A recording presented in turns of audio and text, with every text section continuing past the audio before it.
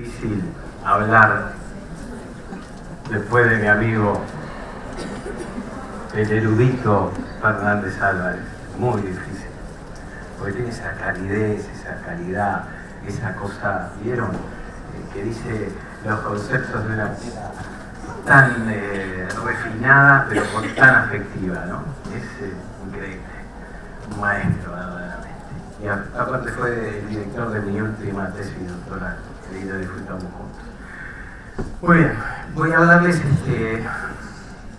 acerca de una integración, una concatenación argumental de diferentes puntos que me parece que están dispersos dentro de las áreas de investigación de psicoterapia, y vamos a tratar de darle una sistematización a partir de estos desarrollos.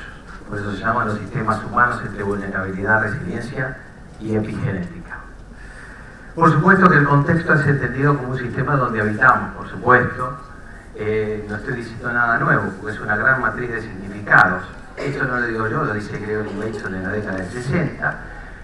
Entonces, así como una letra tiene la cualidad de expresar algo, pero debe ser entendida dentro de una frase, y esa frase dentro de una oración, y esa oración dentro de una relación determinada. Debemos encontrar el sentido cuando concatenamos acciones para poder otorgar un sentido determinado. El contexto, esto lo voy a leer con mucha cosa de escrito nada más. El contexto lleva a construir desde una red social hasta una manera de alimentarse y de relacionarse, y para esto hace falta el desarrollo de funciones más elevadas y con ello un cerebro más evolucionado. Es esta evolución de la especie la que también se estructura como un efecto que tiene su efecto sobre la causa que lo origina. Por lo tanto, de manera recursiva, la influencia del hombre sobre el medio ambiente transforma el medio ambiente que influencia al hombre, y esta es la historia de la humanidad. Entonces, cuando hablamos de vulnerabilidad, la vulnerabilidad tradicional se explica como la capacidad disminuida de una persona o de un grupo de personas, ¿para qué? Para anticiparse, hacer frente y resistir a ciertos efectos de un peligro natural o causado por una actividad humana. Esto pueden ser causales, por ejemplo, en la Argentina tenemos matizada la inestabilidad. La estabilidad de la inestabilidad lleva que, por ejemplo, el dólar, cuando está en alza, a muchas familias o a muchas personas lo vulnerabiliza, por ejemplo. Entonces, cuando el contexto nos hiere, ¿por qué el contexto nos hiere? Porque la vulnerabilidad es el grado que las personas pueden ser susceptibles a pérdida, daño, sufrimiento, muerte, catástrofes climáticas, económicas, políticas. Por ejemplo, un gran periodo de vulnerabilidad fue del 76 al 83 en la República Argentina. Pero también quiero decirles que no solo la vulnerabilidad no es en cierta manera un sentido general del contexto, sino también tiene que ver con una faceta netamente subjetiva, porque no es el terremoto que nos acucia o los problemas económicos de un cataclismo financiero, sino la atribución que nosotros le damos a ese hecho. Esos conceptos de segundo orden que pueden convertir al hecho en un evento traumático. Entonces, la vulnerabilidad no solamente tiene que ver con elementos catastróficos, también hay una vulnerabilidad que tiene que ver, por ejemplo, nos vulnera la pasión, el enamoramiento, la alegría intensa. Quiere decir que también son factores que nos vulneran. Por ejemplo, un amor apasionado nos hace totalmente dependientes del otro. Entonces nos sentimos casi en inferioridad de condiciones, estamos vulnerados en este sentido. Entonces, la vulnerabilidad va más allá de un hecho general, sino puntualmente esa vulnerabilidad no solo compete a una cuestión contextual, sino la atribución que nosotros le damos en función de las atribuciones de significado personales. Les dije que esto podía, construir un evento traumático. Por supuesto que el impacto es una perturbación. Esta perturbación es un alto impacto en la sistematización regular biodinámica de todo sistema, y puede convertirse en traumático porque puede lesionar a la... esta situación traumática puede ser cualquier evento lo suficientemente profundo o intenso, pero fundamentalmente siempre es subjetivo y atribucional, como para crear una herida psicológica, emocional. Entonces, este umbral crítico que a la persona la desestabiliza queda alojado en el hipocampo. Las variables que siempre voy a dar son emocionales, psiconeuroendocrinológicas y sistémicas, por supuesto. Esta situación traumática está revestida de emociones y sentimientos perturbadores y se aloja en nuestro hipocampo. Las imágenes en el hipocampo se alojan como una fotografía, quiere decir que cuando nosotros activamos una pequeña parte de esa fotografía podemos activar el todo y ahí entramos en un proceso de angustia, de tensión, de tristeza. Entonces hay un elemento que cuando uno supera el trauma, no lo supera el trauma, es decir, uno puede elaborar, cambia de categoría, reenmarca la situación traumática, pero el trauma perdura, como dice Cyrulnik, ya desde el libro Los patitos feos, dice, se puede recordarse, pero no con ese montante de carga negativa. Por eso es una recategorización. El traumatizado convive con ese recurso, pero ha disminuido, suprimido el dolor. Es decir, la remarcación posibilita introducir el trauma en otra categoría, pero no se olvida.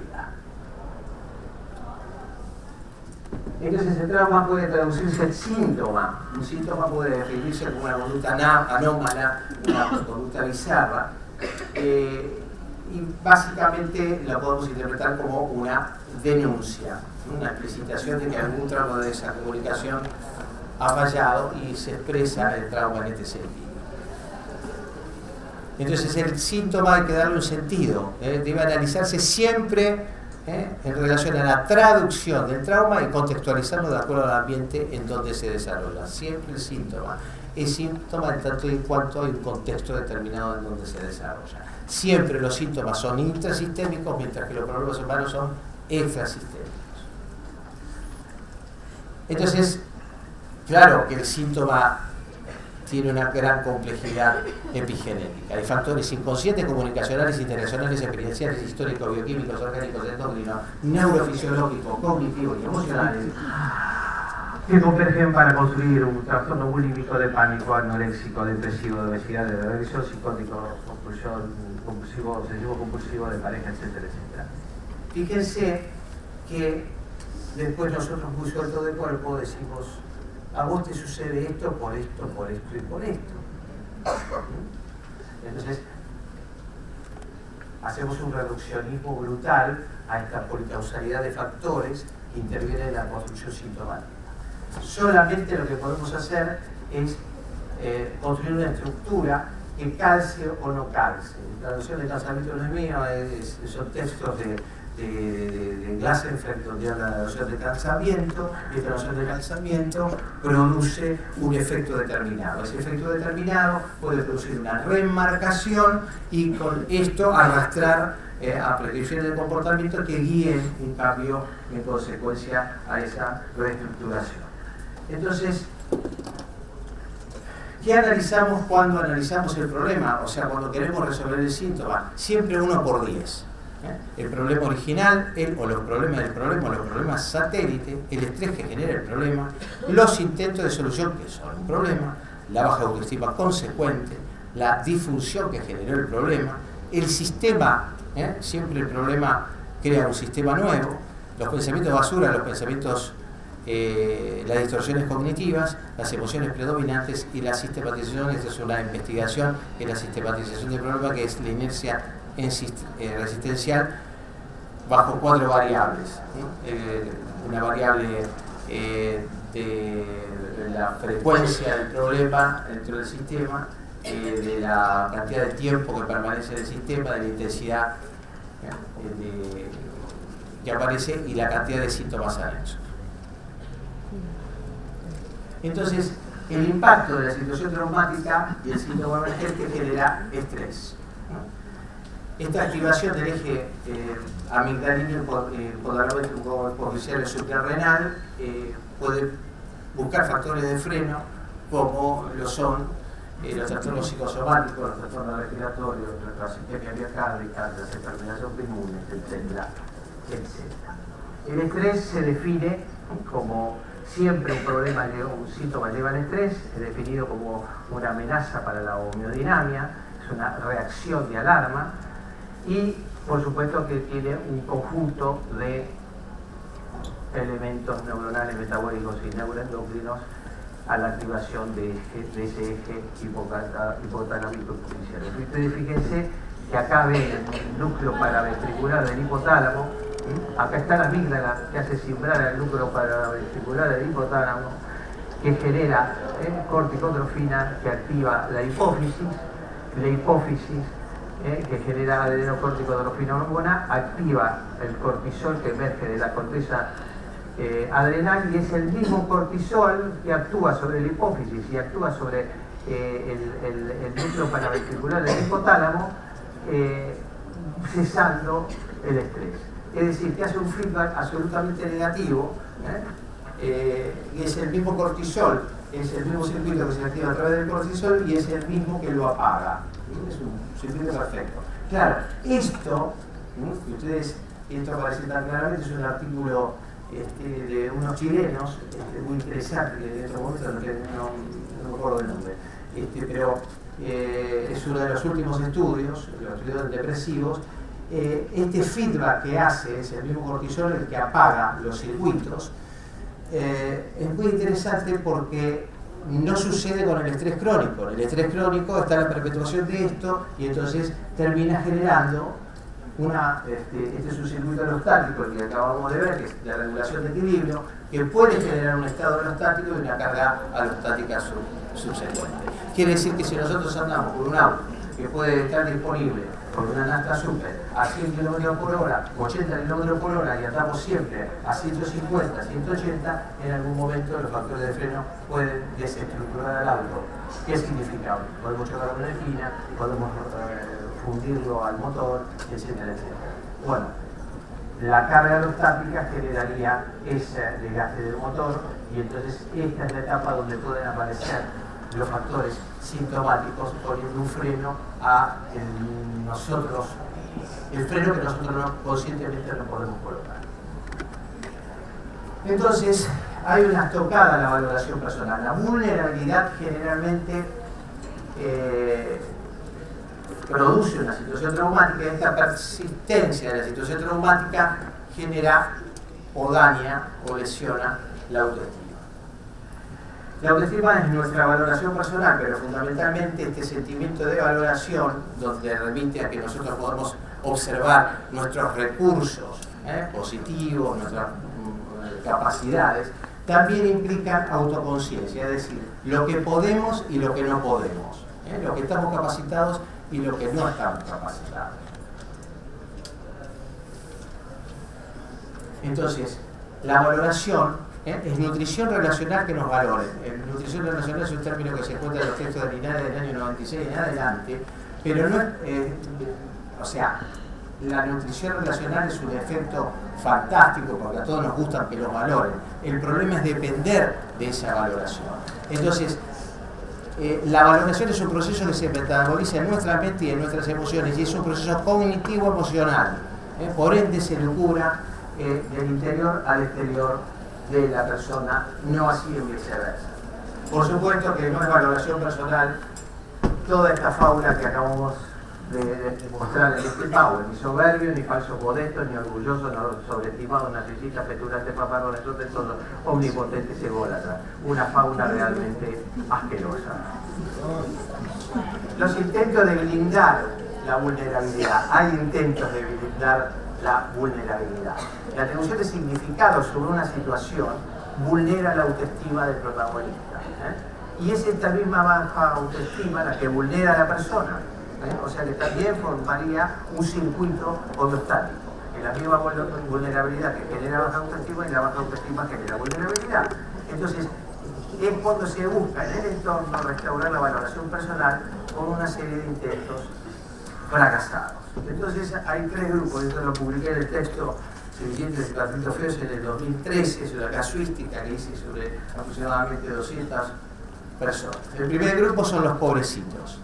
Los pobrecitos tenemos el síndrome del nene bueno, que son los conciliadores, el del pobre víctima, los lastimeros, el síndrome del culposo, que son los autorreprochantes, y el síndrome del sumiso torturado, que son la unión de los anteriores, de estos dos últimos, que forman los masoquistas.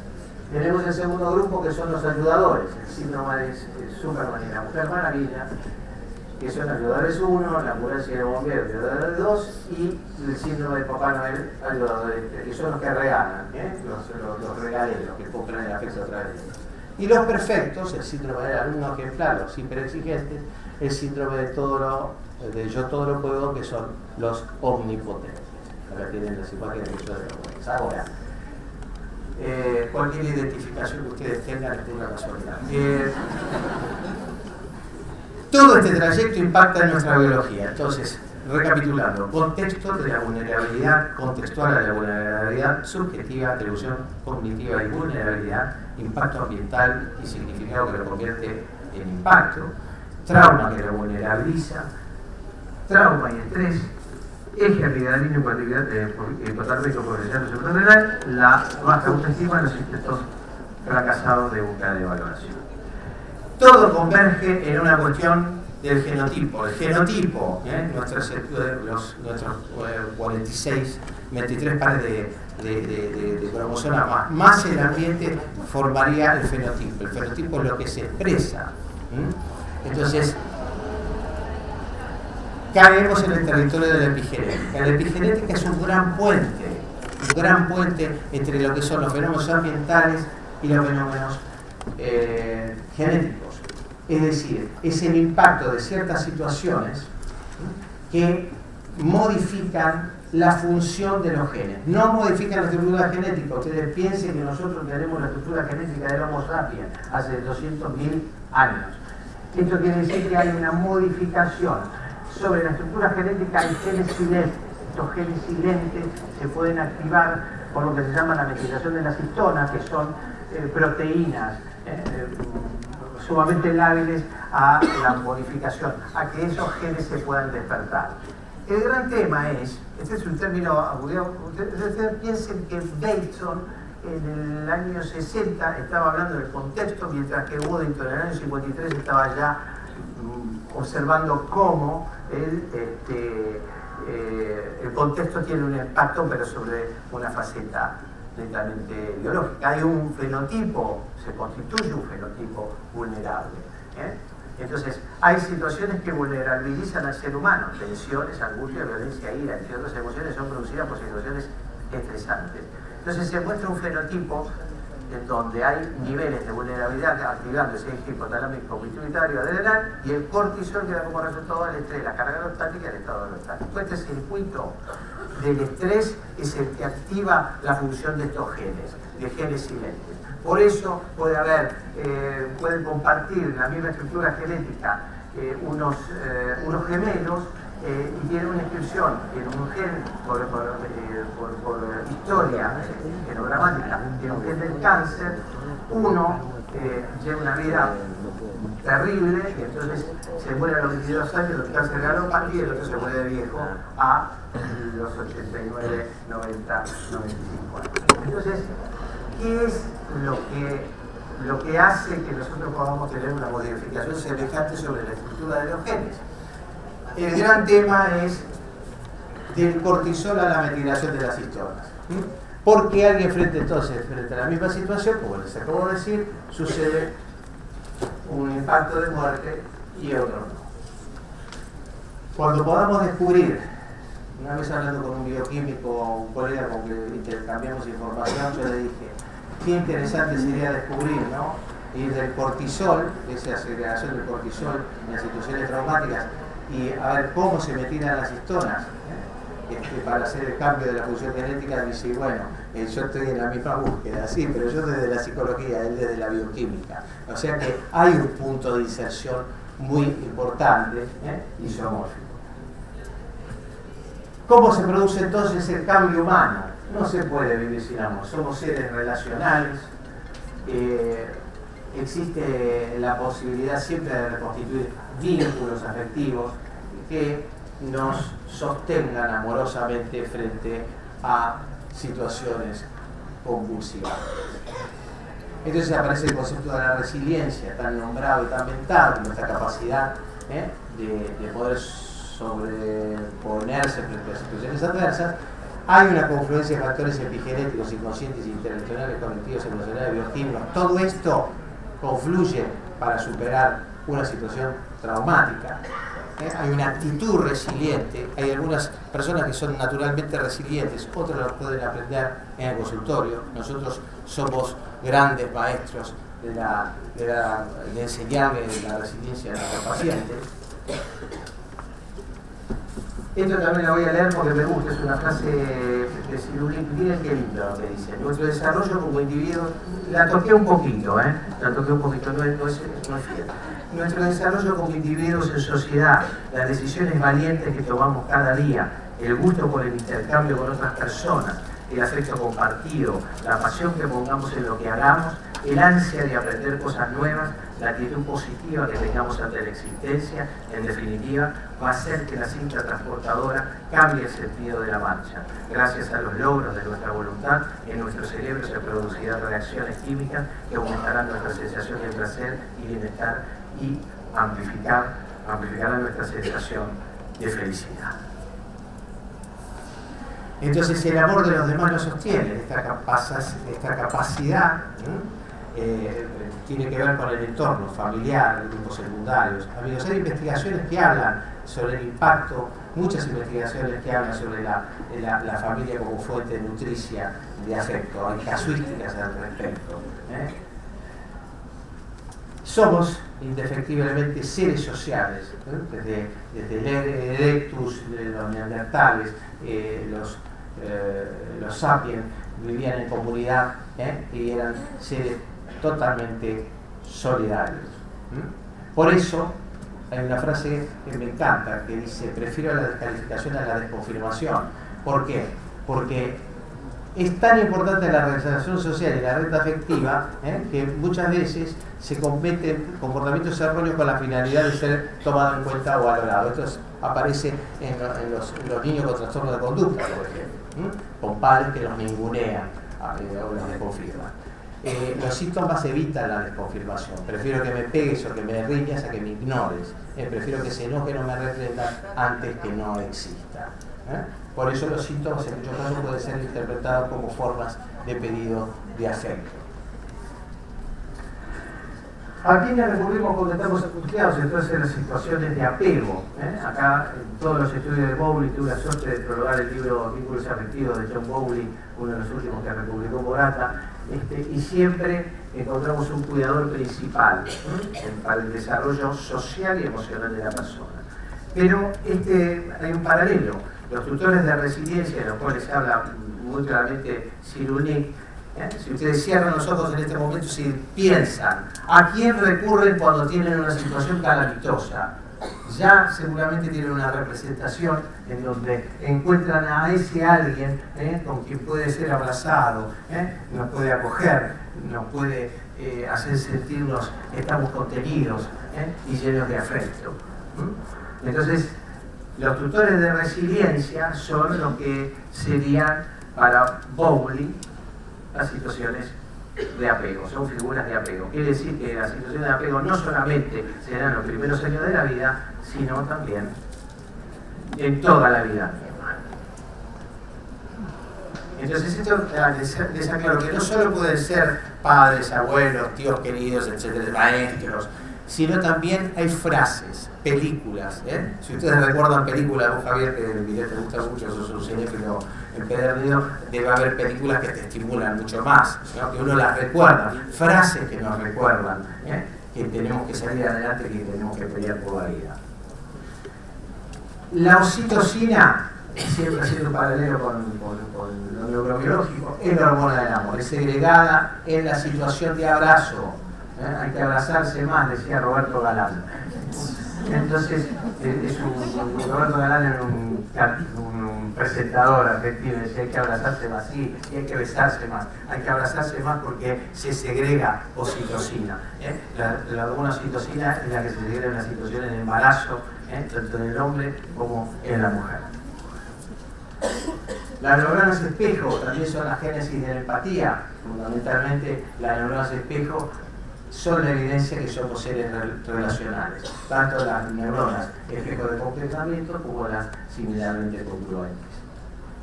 Somos seres emocionales y emocionables. Hay un montón de investigaciones, como Norris cayó por el 2007, por ejemplo, y Peer en el 2007 también, que estudian el impacto de las emociones sobre la cognición social, y que, fíjense, la experiencia emocional está implicada en estrategias cognitivas que influyen en la selección de respuestas en la adaptación al medio. O sea que hay evidencias cuantitativas. Y además, por supuesto que somos mucho más transparentes de lo que pensamos, porque siempre las emociones son fenómenos psicofisiológicos que nos llevan a adaptarnos a situaciones, y nos permiten que el otro perciba nuestras intenciones y también nuestra disponibilidad para actuar en determinadas situaciones. Se centran en la expresión facial, en la expresión corporal, etcétera, etcétera, y esto tiene una concomitancia con las situaciones de apego, como se darán cuenta, con la estructura de resiliencia y con las neuronas espejo. Algunas conclusiones. Acá tomo algunos puntos que me parece que son interesantes para que pensemos como terapeutas. Vulnerabilidad no quiere decir debilidad. Vivimos, o sea, podemos ser vulnerables, aceptar la vulnerabilidad es una fortaleza, ¿no? Vivimos en una sociocultura que nos promueve el éxito y así invulnerabilizarnos. El éxito es como un blindaje, una sociedad exitista es la que nos dice blindemos nuestras emociones, blindemos la vulnerabilidad, mostrámonos fuertes. No tenemos que incorporar ni aceptar en nuestra vida la vulnerabilidad. No llores, sé fuerte, no te angusties, no podés estar así. En situaciones, se le acaba de morir la madre en un velorio y dice, sé fuerte, tú puedes. ¿Cuántas veces nos hemos encontrado como protagonistas de este tipo de situaciones? Perfeccionamiento para no vulnerarse, la exigencia y la hiperexigencia. Más vulnerabilidad, más fe. Menos vulnerabilidad, menor nivel de fe. Blindaje emocional, insensibilizar la vulnerabilidad, pero cuando nos blindamos lo que consideramos negativo, también estamos blindando lo positivo. O sea que cuando nos blindamos completo. También nos ponemos duros con las emociones positivas. Salir de, esto tiene una traducción bioquímica, salir del cortisol y pasar a la serotonina, que es el neurotransmisor del bienestar, de la tranquilidad. Buscar tutores de resiliencia y figuras de apego para llenarnos de oxitocina. Reírnos con otros y activar las endorfinas. Activar las redes afectivas para generar todo esto. Activar caricias y no solo físicas, caricias también son palabras, consejos que la acompañan del silencio. Compartir y no competir. Intentamos hacer la valoración buscando el reconocimiento del entorno y se construyen profecías autocumplidoras. Este es un riesgo. Los resilientes, si bien han remontado su vida, conviven cada día. Los resilientes, si bien han remontado su vida, conviven cada día con el recuerdo traumático. Esto es algo que hay que tenerlo en cuenta y nosotros lo tenemos que tener presente como terapeutas. Los patitos feos, no porque se miran al lago reconocen que son cisnes, ya se acabó el problema. Nunca olvidan las descalificaciones y las vulnerabilidades que sufrieron. Lo mismo la Cenicienta, no porque se casa con el príncipe se acabó su historia. También todavía sienten ese dolor de la deprivación afectiva. No se trata de negar, sino de colocar el recuerdo en otra categoría y siempre queda un resto doloroso como una maleta guardada en nuestro hipocampo, ¿no? Que deja un rastro en el cuerpo, en lo orgánico, en lo emocional y en lo psicológico. Pseudópodos relacionales, me encantó y le cambié el título de esta filmina por lo que hablaba Carlos allá. Esos dos por 11 habilidades relacionales tienen que ver con la expresividad afectiva, sintetizando, la empatía, el coraje, la confianza, cooperación, resiliencia, generosidad, tenacidad, solidaridad, pasión, alegría, autovaloración y valoración de los otros. Todo esto es lo que nosotros trabajamos en los consultorios a cotidiano. Muchas gracias.